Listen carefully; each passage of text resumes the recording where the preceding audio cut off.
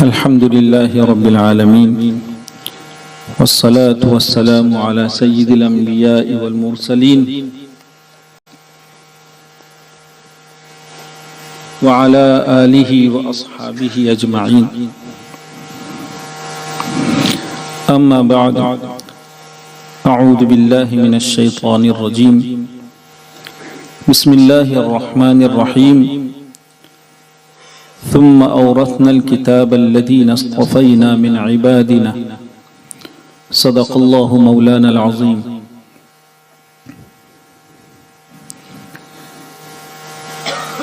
گرامی قدر، انتہائی عظمتوں کے حامل ارباب علم و کمال، رجال معرفت، قرآن کریم کی پاکیزہ نسبت اور سرکار دو عالم صلی اللہ علیہ وسلم کی توصیف کے عنوان سے منعقد اس مجلس میں شرکائے نیک نفوس اللہ رب العزت کے ہم سب کو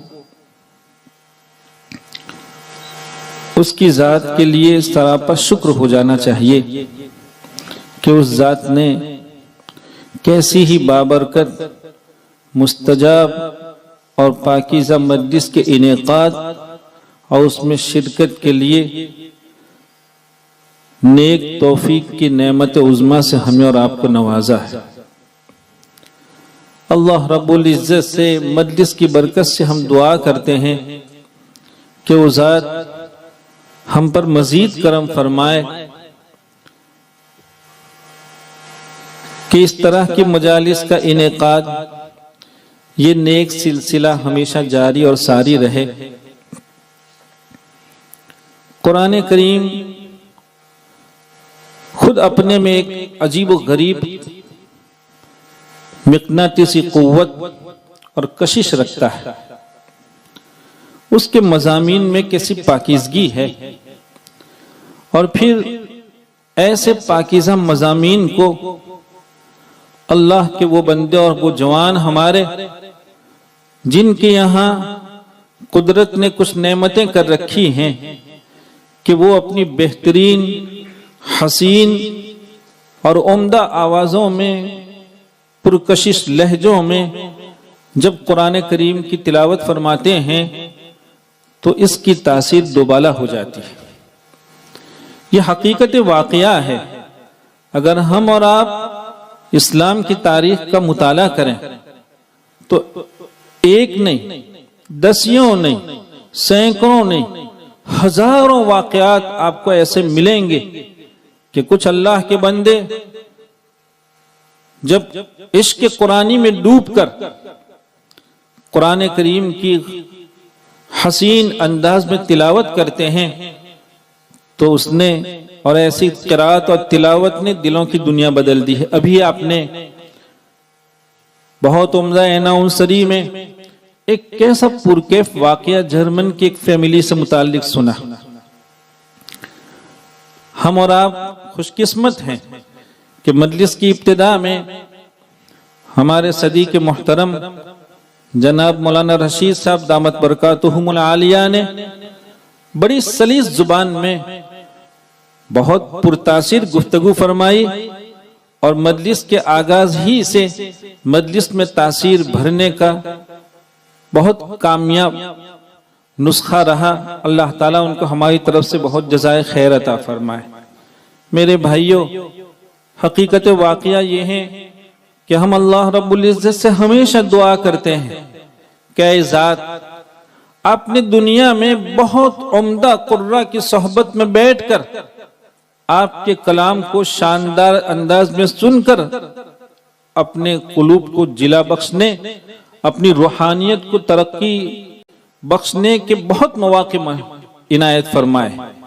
آپ کی ذات سے اس کی بھی درخواست ہے کہ آپ قبر میں بھی اس کا اہتمام قبر میں بھی ہمارے لیے اس کا انتظام ہو جائے. میرے بھائیوں،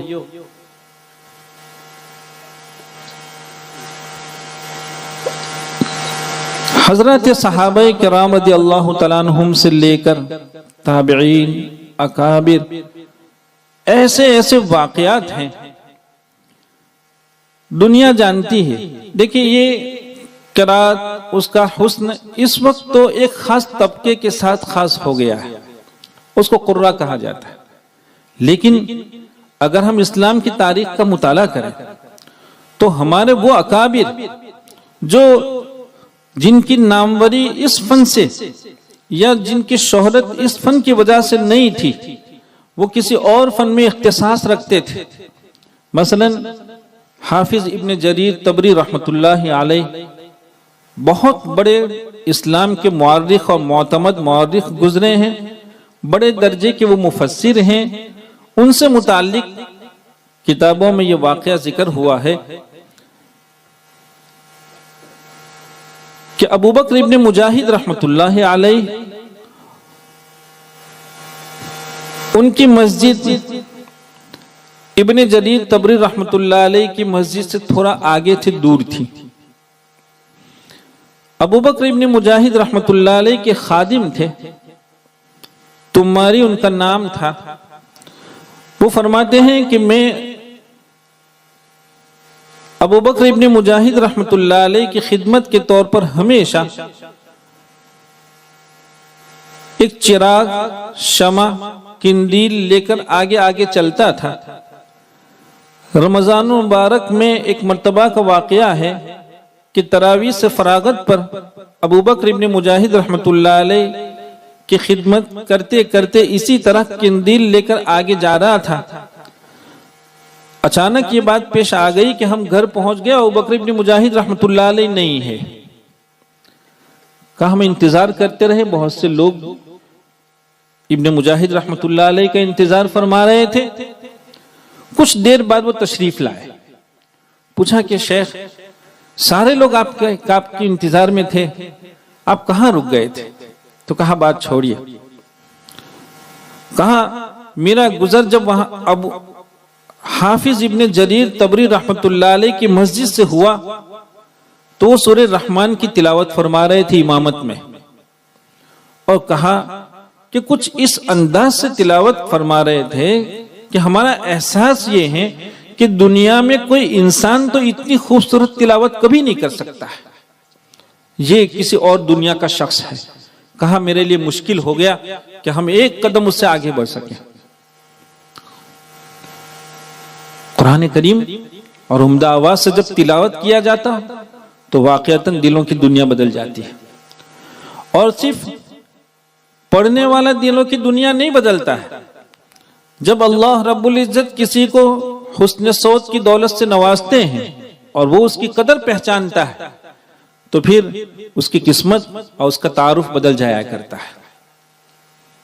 آپ نے نہیں سنا شیخ عبد القادر جیلانی رحمۃ اللہ علیہ نے اپنی کتاب میں ایک واقعہ ذکر فرمایا، شراح مشکاۃ شریف نے اس کو لکھا ہے کہ حضرت عبداللہ بن مسعود رضی اللہ تعالیٰ عنہما کا ایک مرتبہ کوفہ کے گلی سے گزر ہو رہا تھا۔ دیکھا کہ کچھ لوگ ہیں جو ایک حلقہ لگائے ہوئے ہیں اور مجلس میں نوشی گرم ہے، شراب پی جا رہی ہے۔ ایک شخص ہے جو درمیان میں کھڑا ہے اور اس کے پاس ایک باجا ہے، اور وہ اپنی عمدہ آواز میں اس باجے کے ساتھ کچھ ایسے عشقیہ اشعار گا رہا تھا کہ ادھر شراب کی مجلس تھی اور ادھر عشقیہ اشعار اس میں گرمی پیدا کر رہے تھے۔ حضرت عبداللہ بن مسعود رضی اللہ تعالیٰ عنہما کا جب وہاں سے گزر ہوا تو دیکھا کہ اس کی آواز کتنی حسین، کیسی خوبصورت آواز ہے۔ کچھ دیر کھڑے رہے اور پھر بڑی حسرت کے ساتھ یہ فرماتے گئے، ما احسن هذا الصوت، کیا عمدہ آواز ہے، لو کان بقراءۃ القرآن لکان احسن۔ یہ فرمایا اور چل دیے۔ وہ جو گویہ تھا، جو عشقیہ اشعار گا رہا تھا، اس نے دیکھا کہ کوئی شخص کھڑا تھا، کچھ دیر سننے کے بعد کچھ کہتے ہوئے گیا ہے۔ یوں سمجھیے کہ اللہ تعالیٰ نے اس گویے کی تقدیر کے بدلنے کا یہ وقت مقرر فرمایا تھا۔ اس کے دل میں یہ بات آئی کہ معلوم تو کریں کہ یہ کون تھا اور کیا کہہ گیا ہے۔ चुनांचे वो अपनी मजलिस छोड़कर बाहर आया, लोगों से मालूम किया कि भाई मन कान वमा काल, कहा ये कौन थे और क्या कह गए। कहा भाई कुदरत ने एक बहुत बड़ी नेमत तुम्हारे हिस्से में की है और इस नेमत का जो इस्तेमाल तुम कर रहे थे उस पर वो बड़ी हसरतों के साथ ये कहकर गए हैं कि काश इतनी उम्दा आवाज अगर कुरान करीम में सर्फ होती तो ये आवाज उसकी अपनी दुनिया भी बदल देती और औरों की भी न मालूम कितने लोगों की दुनिया बदल देती। कहा अच्छा। उसके पास जो बाजा था उसका नाम था ऊद। वो बाजा जोर से जमीन पे दे मारा, उसको तोड़ दिया और वो हजरत अब्दुल्लाह इब्न मसूद रज़ियल्लाहु तआला अन्हुमा के पीछे हो लिया। कुछ देर चलने के बाद उनको पा लिया, उनसे मुलाकात की। हजरत अब्दुल्लाह इब्न मसूद रज़ियल्लाहु तआला अन्हुमा वो फरमाते हैं कि भाई मैं तुम्हारे लिए वो चीज क्यों पसंद न करूं।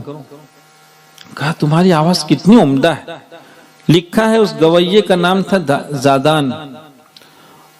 उस गवैये ने उसके बाद हजरत अब्दुल्लाह इब्न मसूद रज़ियल्लाहु तआला अन्हुमा का दामन थाम लिया और अपनी जिंदगी उन पर निछावर कर दी, उनकी सोहबत में बरसों रहे। नतीजा ये हुआ कि एक वो अल्लाह का बंदा जो अपनी बेहतरीन गले से मजलिस मैनोशी को इश्किया अशार से गरमा रहा था और अपनी आकिबत खराब कर रहा था, दूसरों की आकिबत भी उसके जरिए खराब हो रही थी, लेकिन अब्दुल्लाह इब्न मसूद रज़ियल्लाहु तआला अन्हुमा की सोहबत ने और उनके दो दर्द भरे जुमलों ने इस शख्स की दुनिया को बदला। और वही गवैया अब अल्हम्दुलिल्लाह थुम्मा अल्हम्दुलिल्लाह रुवात हदीस नबिया सल्लल्लाहु अलैहि वसल्लम के जो नाकिलीन हैं और उनके जो रुवात हैं उनमें इनका नाम आने लगा।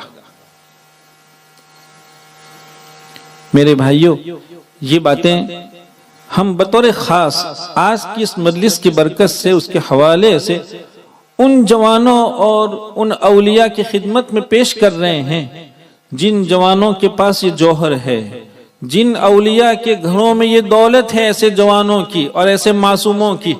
हम चाहते हैं कि हमारे लोग कुरान करीम की राह अपनाएं। देखिए ये जरखेज खित्ता है माशाअल्लाह। सही बात यह है कि ये वो खित्ता है जहां से बड़े बड़े कैसे कैसे लोग पैदा हुए, अल्हम्दुलिल्लाह थुम्मा अल्हम्दुलिल्लाह। और एक जमाना था जब ये कहा जाता था कि इस खित्ते के लोगों के गले बहुत साफ सुथरे हुआ करते हैं, लेकिन शायद अब उसमें धीरे धीरे थोड़ी कमी आने लगी है और उसकी वजह भी बहरहाल ये समझ में आ रही है कि हमारे जो औलिया थे, हमारे जो आबा थे, वो जफाकश लोग थे, वो मेहनती लोग थे और उनकी गिज़ाएं सादा थी। और अब ये है कि कोई भी नई आइटम आदमी सुनता है तो उसका शौक हो जाता है। ये अहमदाबाद के लोग बैठे हैं, हमने कहा कि भाई अहमदाबादी लोगों ने कुछ न किया हो तो कोई बात नहीं, तवे में तो इनकी शोहरत है ही है। आप जहां देखें अहमदाबादी तवा। अब भाई जो लोग अहमदाबादी तवों का शौक रखते वो किरात नहीं पढ़ सकते, सही बात ये है।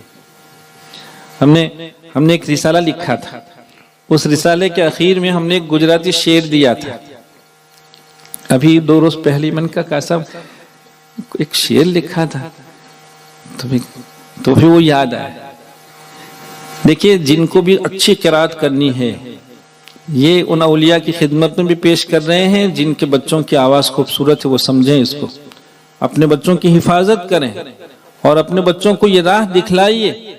दुनिया में कुछ पाने के लिए कुछ खोना पड़ता है, सही बात ये उसूल है दुनिया का। लिखा है ईंग, आमली, मरचू, सोपारी ने तेल। ईंग, मरचू, आमली, सोपारी ने तेल, जो कहीं गाँव हो तो आप पांचे उन्हें मेल। लिखा है लोगों ने। ऐसा कहीं हो सकता है?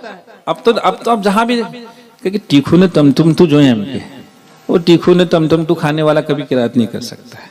वो 2-4 साल किरात करेगा फिर छुट्टी हो जाएगी। आप जाइए मिस्र में, हमारे जवान मिस्री कुर्रा का शौक रखते हैं, बहुत अच्छा है माशाअल्लाह। لیکن یہ سمجھنے کی ضرورت ہے کہ مصر کے قراء نے اپنے آپ کو کیسا سنبھالا ہے.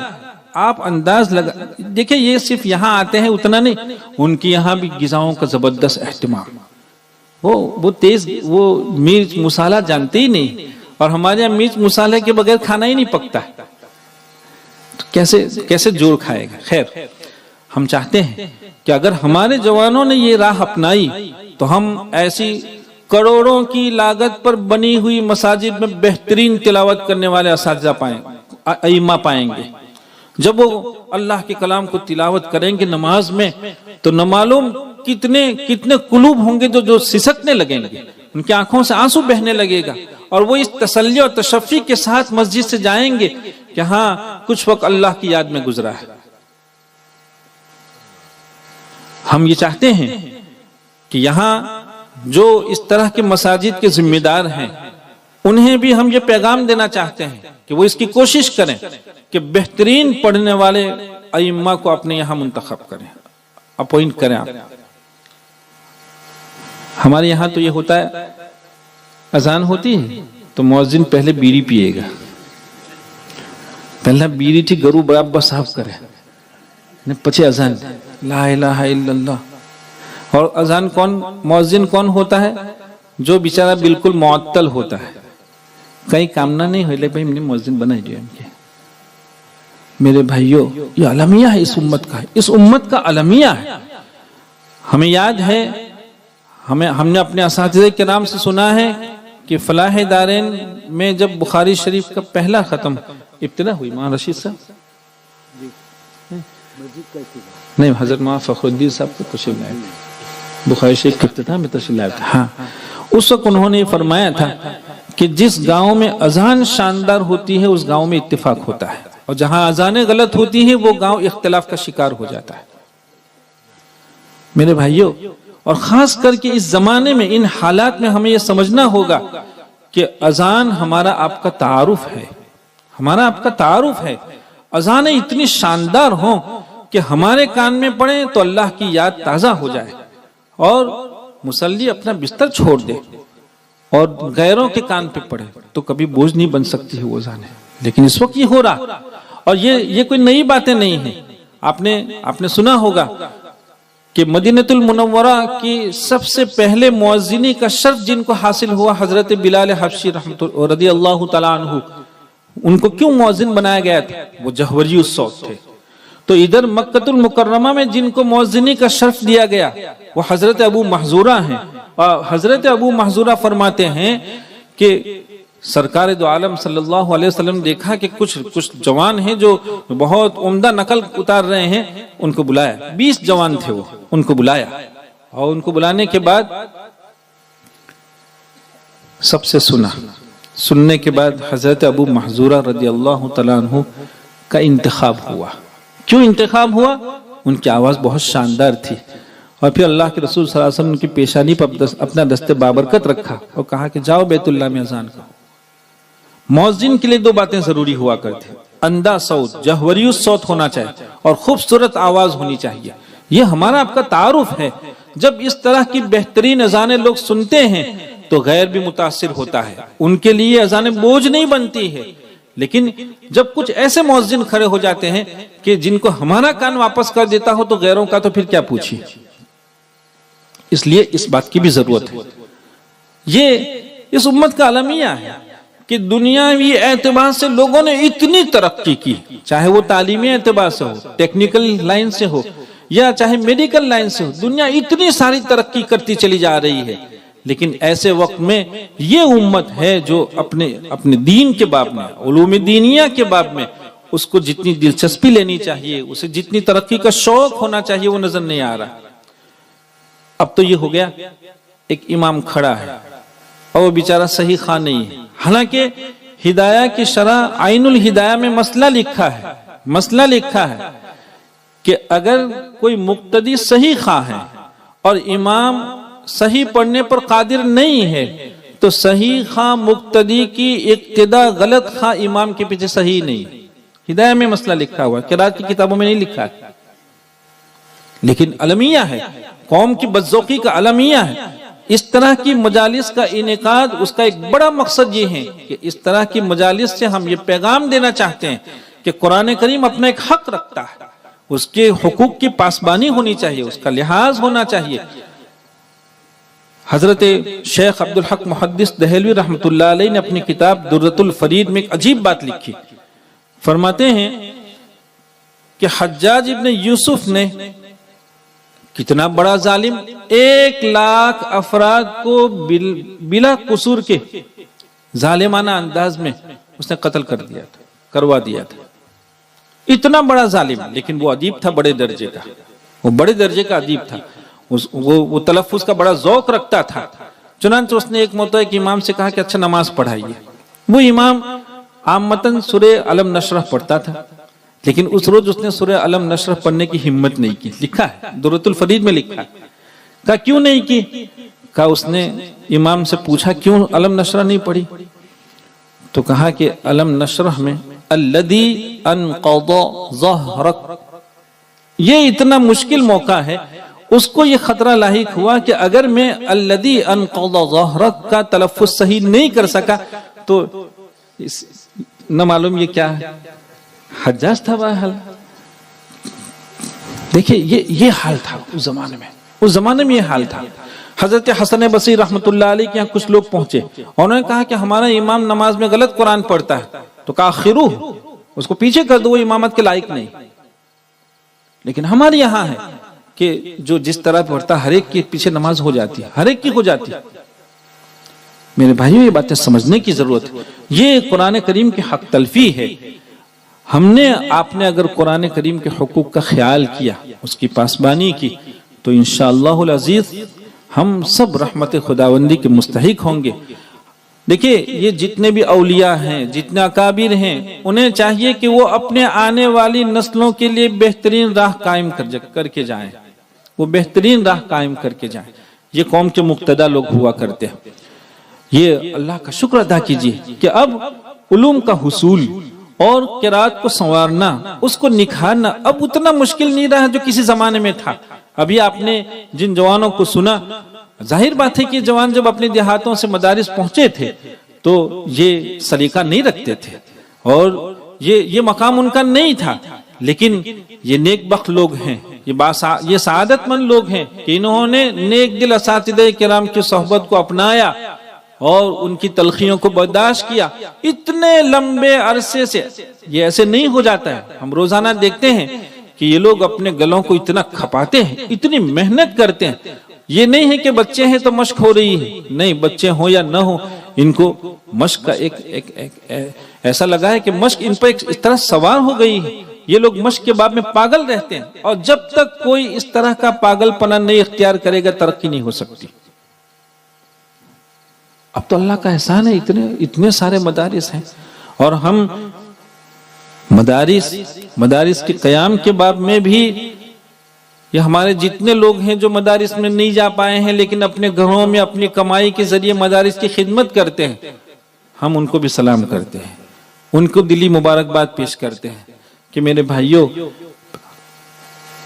الحمدللہ آپ کی قربانیوں کی برکت سے بہت سے غریب گھرانوں کے بچے جن کی ماں کبھی کسی کے یہاں مزدوری کر کے آدھی روٹی لایا کرتی تھی، اس کا بچہ جب کسی مدرسے میں چلا گیا، آپ کی کمائی سے اس نے وہاں تعلیم حاصل کی، تو پھر جا کے وہ بہت بڑا قاری کہلایا، کوئی بڑا مفتی کہلایا، کوئی بڑے مفسر کہلایا۔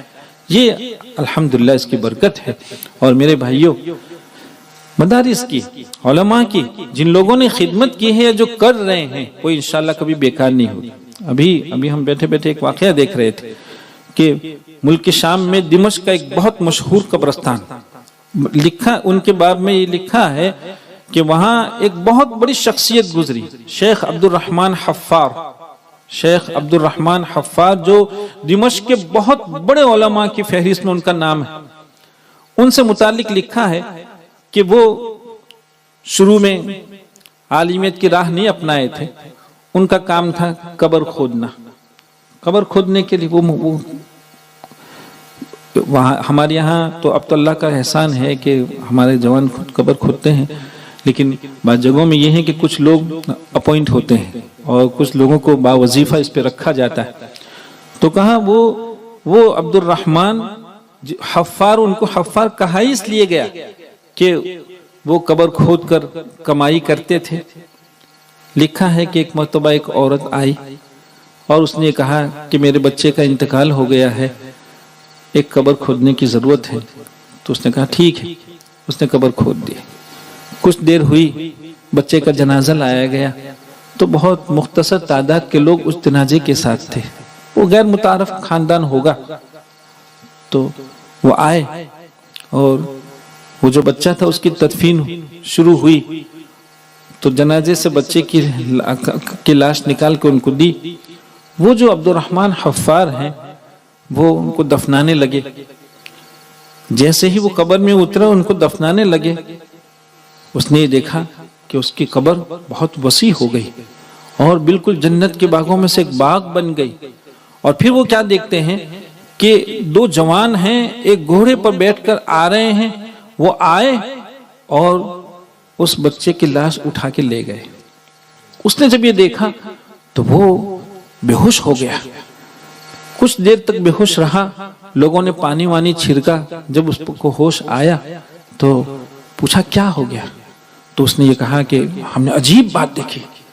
کہا یہ کیا ہو گیا؟ ایسا کبھی دیکھا نہیں تھا۔ لوگوں نے سمجھا کہ یہ وہم کا شکار ہو گیا ہے، تو پھر لوگوں نے اس کی طرف توجہ نہیں کی اور لوگ چلے گئے۔ کچھ دن ہوئے، پھر وہی عورت آئی اور پھر اس نے ایک قبر کا مطالبہ کیا کہ ایک قبر کی ضرورت ہے۔ کہا اچھا، قبر کھود دی گئی۔ پھر ایک لڑکے کی لاش لائی گئی، جنازہ آیا اور ان سے کہا گیا کہ اس کی تدفین کرنی ہے۔ تو اس کا تو کام ہی تھا۔ اس نے دیکھا کہ پھر جیسے ہی اس کو رکھا، وہ اس کی قبر بہت وسیع اور جنت کے باغوں کی طرح باغ ہو اور بہت خوبصورت اور بہت وسعت اس کی قبر میں۔ تو وہ پھر حیرت میں پڑ گیا اور اس نے دیکھا کہ دو فرشتے آئے، بہت نورانی چہرے والے۔ کہا دو فرشتے آئے اور وہ اس کو اٹھا کے لے گئے۔ اب اس سے نہیں رہا گیا، اس نے کہا کہ کوئی بات ہے۔ تو وہ نکلا فوراً اور وہ جو عورت تھی اس سے کہا کہ یہ کون ہے؟ عورت نے کہا مت پوچھو، میں بڑی پریشان ہوں، میرے پاس یہی دو بچے تھے اور دونوں انتقال کر گئے۔ کہا نہیں کیا بات ہے؟ کہ یہ جو بات ہم دیکھ رہے ہیں کہ دونوں کی قبر میں اتنی وسعت ہوئی اور جنت کا منظر قائم ہو گیا اور کوئی دو ایسے نورانی چہرے کے لوگ آئے ان کو اٹھا کے لے گئے، یہ کیا بات ہے؟ تو فرمایا کہ بھائی جو کچھ مہینوں پہلے جو ایک بچے کو تم نے دفن کیا تھا وہ میرا بچہ طالب علم تھا، اور کچھ مہینے کے بعد دوسرے بچے کی جو تدفین ہوئی وہ میرا ہی بچہ تھا، لیکن وہ تجارت کرتا تھا اور وہ اس طالب علم کی کفالت کر رہا تھا۔ آپ بھائیوں کو ہم دل کی تمام تر گہرائیوں سے مبارکباد پیش کرتے ہیں کہ آپ اہل علم سے محبت رکھتے ہیں، ماشاءاللہ آپ مدارس کی خدمت کرتے ہیں۔ یہ عبد الرحمن جو اب تک گورکن تھا، قبر کھودنے والا تھا، تو اس نے دیکھا کہ اچھا طالب علم کا اللہ کے یہاں یہ مقام ہے۔ اس نے گورکنی کا جو پیشہ تھا وہ ختم کر دیا، وہ دمشق کے بہت بڑے جامعہ میں چلا گیا جہاں شیخ سعید نام کے مسئول عام تھے، محتمم ہمارے یہاں کہیے، رئیس کہیے، ان کے یہاں گیا اور کہا کہ ہم جو ہے وہ طالب علمی چاہتے ہیں، اب ہم طالب علم بن کر یہاں علم حاصل کرنا چاہتے ہیں۔ کہا بھئی تمہاری عمر 45 سال کی ہو گئی، اب کیا پڑھو گے؟ کہا نہیں ہم پڑھیں گے۔ چنانچہ انہوں نے باضابطہ تعلیم شروع کی، متون حفظ کرنا شروع ہو گئے اور وہ محنت کرتے رہے۔ نتیجہ یہ ہوا کہ دمشق کے مشہور ترین علماء میں ان کا نام عبد الرحمن حفار کے نام سے ہے۔ یہ بہت بڑی سعادتیں ہیں، اللہ تعالی ہمیں اس کی قدردانی کی توفیق عطا فرمائے۔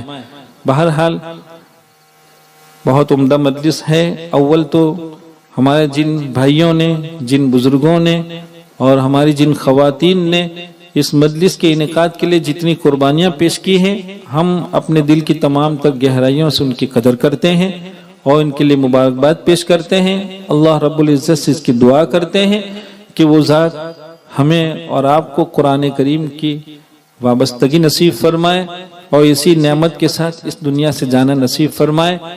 اللہ تعالیٰ اس مجلس کو اور اس مجلس کے شرکاء کو اور مجلس میں جو کچھ کہا گیا، جو کچھ پڑھایا گیا، اللہ اس کو ہمارے میزان عمل میں فرمائے۔ وآخر دعوانا ان الحمدللہ رب العالمین۔ درود شریف پڑھ کے کام تو نہیں، آپ کوئی کام نہیں، دعا کر لیں گے۔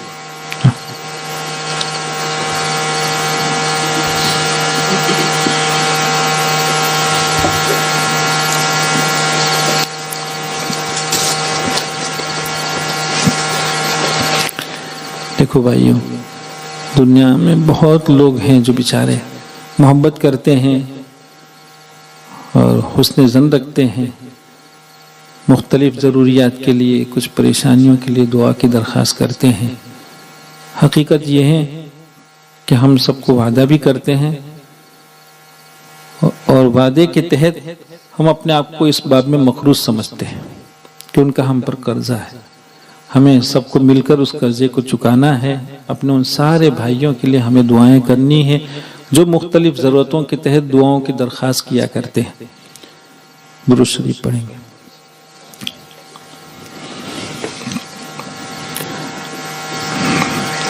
بسم اللہ الرحمن الرحیم۔ الحمدللہ رب العالمین الرحمن الرحیم مالک یوم الدین ایاک نعبد و ایاک نستعین اهدنا الصراط المستقیم صراط الذین انعمت علیہم غیر المغضوب علیہم ولا الضالین۔ یا رب صل وسلم دائما ابدا علی حبیبک خیر الخلق کلہم۔ اللہم اغفر لنا ذنوبنا وکفر عنا سیئاتنا وتوفنا مع الابرار وتوفنا مع الابرار۔ یا من یستحیی ان یرد ید السائل خالیہ، یا من یستحیی ان یرد ید السائل خالیہ۔ اے وہ ذات جو کسی بھی بھکاری کو اپنے در سے خالی ہاتھ پھیرنے سے شرماتی ہے۔ ہم آپ کے در کے پرانے بھکاری ہیں۔ بہت ہی بابرکت مجلس ہے۔ اللہ قرآن کریم کے عنوان سے اور اپنے محبوب صلی اللہ علیہ وسلم کی توصیف کے عنوان سے اس کو منعقد کیا گیا ہے۔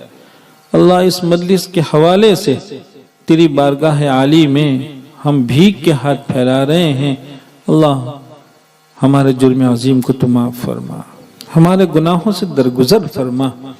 اللہ ہم بہت نادم ہیں، بڑے پریشان ہیں، ہم نہیں سمجھ پاتے ہیں کہ آپ کی ذات عالی کی طرف سے ہمارے ساتھ اتنے سارے انعامات، ایسے احسانات، اس کے باوجود ہم سے آپ کی نافرمانی ہو جاتی ہے۔ اللہ ہمیں معاف فرما دے، اللہ نافرمانیوں سے درگزر فرما۔ مولا آپ کی ذات خوب معاف فرمانے والی ہے۔ اللہ آپ نے اگر ہمارے گناہوں پر معافی کا قلم پھیر دیا کون پوچھنے والا ہے؟ اللہ گناہوں کی معافی کا اختیار کسی کو نہیں ہے مولا، ایک تیرا ہی در ہے جہاں بندہ اپنے گناہوں کی معافی کی بھیک کے لیے حاضری دیتا ہے۔ اے مولا کریم ہمیں معاف فرما دے، مولا ہماری غفلتوں کو ختم فرما، ہمیں بیداری نصیب فرما۔ مولا کریم ہمیں بیداری نصیب فرما۔ اپنی زندگی کی جتنی ساعت بچی ہیں مولا بہت ناپ تول کے ساتھ اس کو گزارنے کی توفیق عطا فرما۔ اللہ آپ ہم سے خوش ہو جائیے، اپنے محبوب صلی اللہ علیہ وسلم کو ہم سے راضی فرما لے۔ اللہ آپ کی ناراضگی کا ہمیں احساس نصیب فرما۔ مولا کچھ کہنے اور کچھ کرنے سے پہلے اس کو سمجھنے کی توفیق عطا فرما کہ ہمارا یہ کہنا اور کرنا اور سننا یہ تیری رضا کا سبب بننے والا ہے یا تیری ناراضگی کا۔ اللہ اس کی ہمیں توفیق عطا فرما، مولا اس کی ہمیں توفیق عطا فرما۔ اعمال صالحہ کی توفیق عطا فرما، بدعمالیوں سے ہماری حفاظت فرما۔ اللہ ہمارے حال کی اصلاح فرما، اپنی ذات عالی سے ہمیں خصوصی تعلق نصیب فرما۔ اللہ تیری یادوں سے ہمارے دل کو آباد فرما، مولا تیرے ذکر کو ہمارے زبانوں پر جاری فرما۔ اللہ ہم آپ سے آپ کی محبت کا سوال کرتے ہیں، مولا ہمیں اپنی محبت نصیب فرما، اپنے محبوب صلی اللہ علیہ وسلم سے محبت ہمیں پیدا فرما دے مولا۔ اللہ ہماری مدد فرما، ہم تو آپ کے محتاج بندے ہیں، ضرورت مند بندے ہیں۔ اللہ آپ ہماری ضرورتوں کو غیب سے پورا فرمائیے۔ دنیا میں بہت لوگ ہیں جو بیچارے مختلف ضرورتوں کے تحت ہم سے دعاؤں کی درخواست کرتے ہیں، ہمیں شرم آتی ہے مولا۔ اللہ ان کے حسن ظن کے مطابق تو ہمیں توفیق عطا فرما۔ اللہ ہمیں نیک راہ اپنانے کی توفیق عطا فرما۔ صحیح معنی میں مولا ہمیں نیک بنا دے، اللہ صحیح معنی میں نیک بنا دے۔ اے اللہ نیکی کی حقیقت ہمیں نصیب فرما، مولا نیکی کی حقیقت ہمیں نصیب فرما۔ اور مولا کچھ بندے ہیں جو رزق کی تنگی کے شکار ہیں، محنت کرتے ہیں مولا، وہ بیچارے محنت کرتے ہیں لیکن کوئی قرضوں میں ڈوبا ہوا ہے، کوئی بیچارہ بے برکتی کا شکار ہے۔ مولا کریم سب کے لیے حلال رزق، طیب رزق خوب وسعتوں کے ساتھ مقدر فرما۔ اللہ آپ کے خزانے میں کیا کمی ہے، اور مولا کریم یہ بھکاری یہ بھیک کے ہاتھ کہاں پھیلائیں گے مولا؟ کیوں ہم کسی کے در پہ پھیلائیں گے مولا؟ جس کی بھی ضرورت پوری ہوئی ہے آپ کے در سے پوری ہوئی ہے۔ اللہ آپ نے کسی کو خالی ہاتھ نہیں بھیجا ہے مولا، ہم ان سب کے لیے بھیک مانگتے ہیں کہ مولا ان کی رزق کی تنگیوں کو ختم فرما، فراخی نصیب فرما۔ آپ کی ذات عالی مسبب الاسباب ہیں، اللہ غیب سے اسباب مہیا فرما۔ اللہ کچھ لوگ ہیں جو اپنے اولاد کی بے راہ روی سے پریشان ہیں، مولا انہیں ہدایت نصیب فرما، اولاد کو آنکھوں کی ٹھنڈک بنا۔ اور مولا کریم اولاد کی پریشانی وہ بدع سے باہر ہوا کرتی ہے، مولا اولاد کی پریشانیوں سے ہماری حفاظت فرما۔ ہم آپ کے کمزور بندے ہیں مولا، ہموم اور غموم کا سہار نہیں رکھتے ہیں مولا، اللہ ہموم اور غموم سے ہماری حفاظت فرما۔ اللہ ہماری نسلوں کی حفاظت فرما، ہمارے ایمان کی، ہمارے اعمال کی، ہماری فکروں کی حفاظت فرما۔ اللہ ہماری سوچ کو پاکیزگی نصیب فرما، اللہ ہماری سوچ کو پاکیزگی نصیب فرما۔ اللہ تیرے کچھ بندے ہیں جو بیچارے بیماریوں میں مبتلا ہیں، پریشان ہیں، ہمارے بیماروں کو شفا عطا فرما۔ اللہ ہمارے بیماروں کو شفا عطا فرما، اور مولا ان کی پریشانیوں کو دور فرما۔ اللہ آپ نے ہمیں صحت اور عافیت سے نوازا ہے، اس کی قدردانی کی توفیق عطا فرما۔ اللہ آپ نے صحت اور عافیت سے نوازا ہے، اس کی قدردانی کی توفیق عطا فرما۔ اللہ ہمارے مرحومین کی مغفرت فرما، مولا ہمارے مرحومین کی بال بال مغفرت فرما۔ کچھ مخلص بندے ہیں، کچھ تیرے وہ بندے ہیں جو ہم سے محبت کرتے ہیں مولا، اللہ ان کا ہم پر احسان ہے۔ تو کچھ رشتہ دار ہیں، کچھ اساتذہ کرام جو بھی لوگ قبروں میں گئے ہیں، اللہ سب کی مغفرت فرما، بال بال مغفرت فرما۔ مولا کریم کروٹ کروٹ انہیں جنت نصیب فرما، ان کی قبروں پر خصوصی رحمتوں کا نزول فرما۔ اللہ ان کو اپنے فضل سے نواز دے مولا، اور مولا ان جانے والوں کو عبرت کی نگاہوں سے ہمیں دیکھنے کی توفیق عطا فرما۔ آج کوئی گیا ہے مولا، کل ہمیں جانا ہے، اللہ اس کا فکر نصیب فرما۔ مولا کریم اس زندگی کا فکر نصیب فرما، حسن خاتمے کی دولت سے مالا مال فرما، سوئے خاتمے سے ہماری حفاظت فرما۔ اللہ مساجد کی، مدارس کی، مکاتب کی، دعوت و تبلیغ کی، خانقاہوں کی، سب کی حفاظت فرما۔ امت میں اتفاق پیدا فرما، اختلاف سے ہماری حفاظت فرما۔ اللہ تواضع، انکساری ہمیں نصیب فرما، بے نفسی نصیب فرما مولا، اللہ بے نفسی نصیب فرما مولا۔